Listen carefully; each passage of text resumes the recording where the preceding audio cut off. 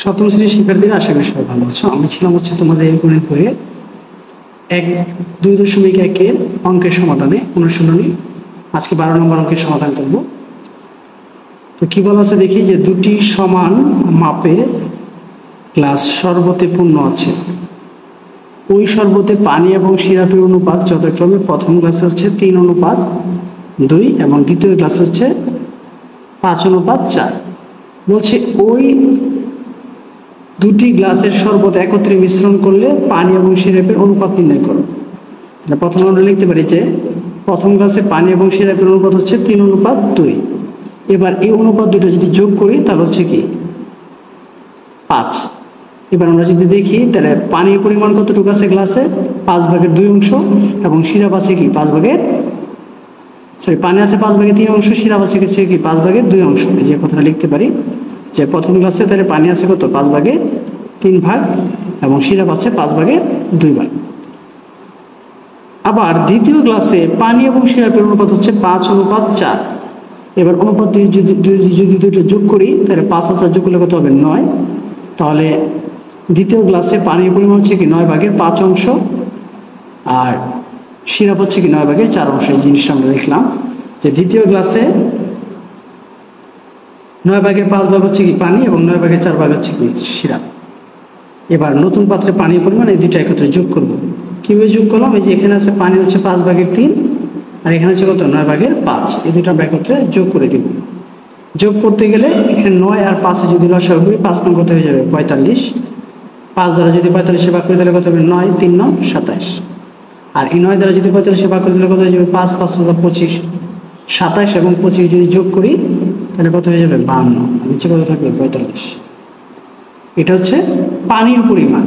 এবার আসো সিরাপের পরিমাণ যদি বের করি তাহলে প্রথম পাত্রে সিরাপ ছিল হচ্ছে 5/2 এবং দ্বিতীয়টা হচ্ছে কি 9/4। এবার এটাকে যদি আমরা লসাগু করি 5 এবং 9 লসাগু করি তাহলে কত হবে 45। 5 দ্বারা যদি 45কে ভাগ করি তাহলে 9 2 হচ্ছে 18 আর 9 দ্বারা 45কে ভাগ করলে হচ্ছে 5, 4 5 হচ্ছে 20। 18 আর 20 যোগ করলে হচ্ছে কি 38। তার মানে কি 45/38 হচ্ছে কি এখানে সিরাপের পরিমাণ। কিন্তু অনেকে প্রশ্নে বলছে যে দুটো মানে গ্লাসের দুটো শরবত একত্রে করলে পানি এবং সিরাপের অনুপাতটা নির্ণয় করার জন্য বলছে। তাহলে এবার আমি লিখতে পারি কি, এবার লিখতে পারি হচ্ছে যে নতুন পাত্রে পানি এবং সিরাপের অনুপাত হচ্ছে, এটা হচ্ছে পানি 45/52, এটা হচ্ছে কি 45/38। এবার এখানে আছে 45, এখানে আছে 45, ওর পক্ষ থেকে 45 বাদ দেওয়া যায়। কি লিখে যে 45 দ্বারা গুণ করে তাহলে থাকলে কত 52 অনুপাত কত 38। এটাকে আবার কি করা যায় 2 দ্বারা ভাগ করা যায়। তাহলে কত হয়ে যাবে 2 দ্বারা 52কে ভাগ করলে হচ্ছে 26, 2 দ্বারা 38কে ভাগ করলে হচ্ছে 19। তার মানে কি 26 অনুপাত হচ্ছে 19। অর্থাৎ পানি এবং সিরাপের অনুপাত হচ্ছে 26 অনুপাত হচ্ছে কি 19। তো এই ছিল হচ্ছে 12 নম্বর অঙ্কের সমাধান। তো এবার আমরা যাব হচ্ছে 13 নম্বর অঙ্কের সমাধানে। 13 নম্বর অঙ্কটা খেয়াল করো যে কি বলা আছে। 13 নম্বর অঙ্কে বলা আছে হচ্ছে এখানে অনুপাত দেওয়া আছে যে ক অনুপাত খ সমান 4:7, খ অনুপাত গ সমান 10:7। বলে ক খ গ নির্ণয় কর। তাহলে এই যে প্রথমে এখানে কিন্তু ক এর মান আছে হচ্ছে 4 আর খ এর মান হচ্ছে কি 7। আবার দ্বিতীয় অংশের মধ্যে যদি আমরা খেয়াল করি, দ্বিতীয় অংশের মধ্যে হচ্ছে খ এর মান দেওয়া আছে হচ্ছে 10। তার মানে কি করতে হবে 10 দ্বারা এই দুইটাকে গুণ করতে হবে। আবার যখন এখানে যাব তখন দেখবো যে খ এর মান আছে কত 7, এই 7 দ্বারা এই দুইটাকে গুণ করবো। তাহলে যে প্রথমে লিখলাম যে ক অনুপাত খ 4:7, এবার 10 দ্বারা গুণ করলাম, তাই 4 × 10 = 40, 7 × 10 = 70। আবার এখানে লিখবো কি খ অনুপাত গ, আবার এটাকে যখন 7 দ্বারা গুণ করবো 7 × 10 = 70, 7 × 7 = 49। এবার সবগুলো অনুপাত যদি একত্রিত করি, এখানে 70 আছে, এখানে 70 আছে, দুটো 70 মিলে কি হয়ে যাবে একটা 70। তাহলে আমরা লিখতে পারি যে ক অনুপাত খ অনুপাত গ সমান হচ্ছে কি 40:70 অনুপাত হচ্ছে কি 49। এই তিনটে অনুপাত একত্রিত আমাকে বের করার জন্য বলছে।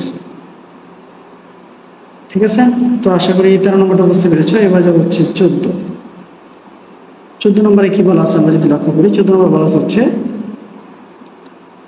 9,600 টাকা সারা, মাইমুনা এবং রাইসার মধ্যে 4:3:1 ভাগ করে দিলে কে কত টাকা পাবে। তো এটা কিন্তু খুবই সহজ। মোট টাকাটা দেওয়া আছে, অনুপাতের অংশটা দেওয়া আছে। তাহলে প্রথমে অনুপাতের অংশটা লিখবো, পরে অনুপাতগুলোকে যোগ করব। তাহলে প্রথম মানে কি, প্রথম কে আছে সারা, তাহলে সারা পাবে কি 8/4 অংশ, আর মাইমুনা পাবে কি 8/3 অংশ, রাইসা পাবে কি 8/1 অংশ। মোট টাকাটা কত 9,600। তাহলে আমরা লিখতে পারি 9,600 এর 8/4, আবার 9,600 এর 8/3, আবার 9,600 এর 8/1। তো 8 দ্বারা যদি 9,600 কে ভাগ করি তাহলে হবে কত 1200। 1200 সাথে যদি 4 গুণ করি তাহলে কত 4,800।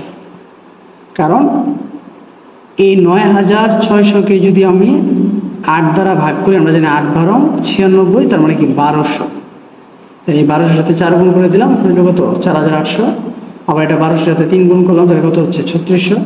আবার এটা 1200 সাথে 1 গুণ করলাম, তাহলে কত হলো 1200। অর্থাৎ 4,800 এবং 3600 আবার হচ্ছে কি 1200, এই সবগুলো যদি আমরা একত্রে যোগ করে দিই তাহলে কত হয়ে যাবে 9,600 টাকা। ঠিক আছে। তো আশা করি 14 নম্বরটা বুঝতে পেরেছো। এবার যে বলছে 15 নম্বর। তো 15 নম্বরে কি বলছে, 15 নম্বর বলছে হচ্ছে 3 জন ছাত্রের মধ্যে 4,200 টাকা তাদের শ্রেণী অনুপাতে ভাগ করে দেওয়া হলো। যথাক্রমে তাদের শ্রেণীটা হচ্ছে ষষ্ঠ, সপ্তম, অষ্টম শিক্ষার্থী হয়, তবে কে কত পাবে। তাহলে প্রথম হচ্ছে ষষ্ঠ মান হচ্ছে 6, সপ্তম মান হচ্ছে 7, অষ্টম মান হচ্ছে কি 8। সব অনুপাত যদি যোগ করবে তাহলে হচ্ছে 21।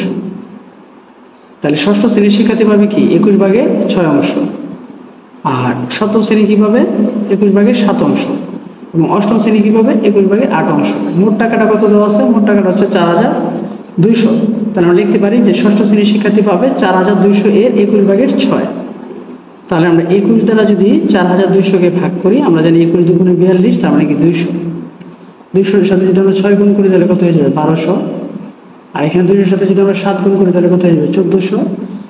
আবার 200-এর সাথে যদি আমরা 8 গুণ করি তাহলে কত হয়ে যাবে 1600। ঠিক আছে। তাহলে 6-এর ছাত্র যে সে পাবে হচ্ছে 1200, 7-এর ছাত্র যে আছে সে পাবে কি 1400, এবং অষ্টম শ্রেণীর যে ছাত্র সে পাবে কি 1600। ঠিক আছে। তো এই ছিল হচ্ছে 15 নম্বর অঙ্কের সমাধান। এবার যাবো হচ্ছে লাস্ট অঙ্ক তোমাদের বইয়ে 16 নম্বর। 16 নম্বর অঙ্কটা আবার 9 নম্বর অঙ্কের মতোই সেম। ঠিক আছে। তো আশা করি বুঝতে পারবে। তো আমি প্রথমে দেখি কি লেখা আছে। প্রথমে লেখা আছে হচ্ছে সুলাইমান ও সালমানের আয়ের অনুপাত 5:7। সালমান ও ইউসুফের আয়ের অনুপাত 4:5। সুলাইমানের আয় হচ্ছে 120 টাকা হলে ইউসুফের আয় কত। ঠিক আছে। তো প্রথম কাজটা হচ্ছে এদের যে অনুপাতটা আছে, অনুপাতটা যেহেতু মানুষ হচ্ছে 3 জন, অনুপাত দেওয়া আছে 4টা অংশ, এই 4টা অংশকে আমরা 3টা অংশে রূপান্তর করে ফেলবো। তাহলে 3টা অংশে কিভাবে আমরা এটাকে করব, প্রথমে দেখো এখানে কিন্তু আছে কি সালমান এবং কি সুলাইমান, এর অনুপাত হচ্ছে কত 5:7। আবার এখানে দেখো এখানে কিন্তু সালমানের অংশ আছে 4, এই জন্য 4 দ্বারা উভয় পক্ষকে আমরা গুণ করব। তাহলে 4 × 5 কত হয়ে যাবে 20, আর 4 সাথে এখানে কত হয়ে যাবে 28। এটা লিখে দিবা। আবার পরে যখন যাবা যে সালমান এবং ইউসুফ, তো আমরা কিন্তু এখানে দেখবো সালমানের অংশটা কত আছে 7, এই 7 দ্বারা এখন উভয় পক্ষকে গুণ করব। তাহলে 4 সাথে কত হয়ে যাবে 28, এবং 5 সাথে কত হয়ে যাবে 35। এই যে এখানেও আছে 28, এখানেও আছে 28, এই দুইটা মিলে কি হয়ে যাবে একটা 4 জনের অংশ এখন কি 3 জনের অংশে রূপান্তরিত হবে। তার মানে আমরা সুলাইমান, সালমান এবং ইউসুফ এদের অনুপাতটা হচ্ছে 20:28:35। ঠিক আছে। তাহলে এখানে লিখতে পারি হচ্ছে সুলাইমানের আয় অনুপাত হচ্ছে কি ইউসুফের আয়, তার মানে কত 20:35। ইউসুফের আয় তো দেওয়া নাই, শুধু দেওয়া আছে কি সুলাইমানের আয়টা। তাহলে ইউসুফের আয় দেওয়া নাই, ইউসুফের আমরা ধরে নেব কি ক। তাহলে আমরা লিখতে পারি যে সুলাইমানের আয় অনুপাত হচ্ছে কি ইউসুফের আয় সমান হচ্ছে কি 20:35। অনুপাতের অংশ অনুযায়ী প্রথম রয়ে যাবে কি লব, দ্বিতীয় রয়ে যাবে কি হর। এবার আমরা আর গুণ করবো, তাহলে 20-এর সাথে ক গুণ করবো এবং 35-এর সাথে কি 120 গুণ করবো। আমরা পরবর্তীতে লিখতে পারি শুধু ক সমান 20টা নিচে চলে যাবে, আমরা কাটাকাটি করবো 0 0 কাটা, 6 × 2 = 12, 6-এর সাথে যদি 35 গুণ করি তাহলে কত 210। যেহেতু ইউসুফের আয়টা বের করতে বলছে এই জন্য আমরা এই প্রক্রিয়া করলাম। ঠিক আছে, প্রথমে যে অনুপাতগুলো দেওয়া আছে অনুপাতগুলোকে আমরা একত্রিত করলাম, একত্রিত করে তাদের যে দুজনের যে অনুপাতটা আছে ওই অনুপাত ধরে আমরা অঙ্কটা করলাম। শুধু খালি এখানে ধরলাম ইউসেফের এটা ধরলাম হচ্ছে ক, ক ধরে অনুপাতের ধর্ম অনুযায়ী প্রথম অংশ হয়ে গেল লব, দ্বিতীয় অংশ হয়ে গেল কি হয়, এবং আমরা অঙ্কটা করে নিলাম। তো আশা করি অঙ্কটা বুঝতে পেরেছ। এই ছিল হচ্ছে তোমাদের বইয়ের 13, 14, 15, 16 এই অঙ্কগুলোর সমাধান। 12 থেকে আমি 16 পর্যন্ত অঙ্কের সমাধান করেছি। তো ভিডিওটি যদি বুঝতে কোথাও সমস্যা হয় তাহলে আমাকে কমেন্টসে জানাবে, এবং ভিডিওটি যদি তোমাদের কাছে ভালো লেগে থাকে তাহলে চ্যানেলটাকে অবশ্যই সাবস্ক্রাইব করবে এবং ভিডিওটি সবার মাঝে শেয়ার করবে। ধন্যবাদ সবাইকে এতক্ষণ মনোযোগ দিয়ে ভিডিওটি দেখার জন্য।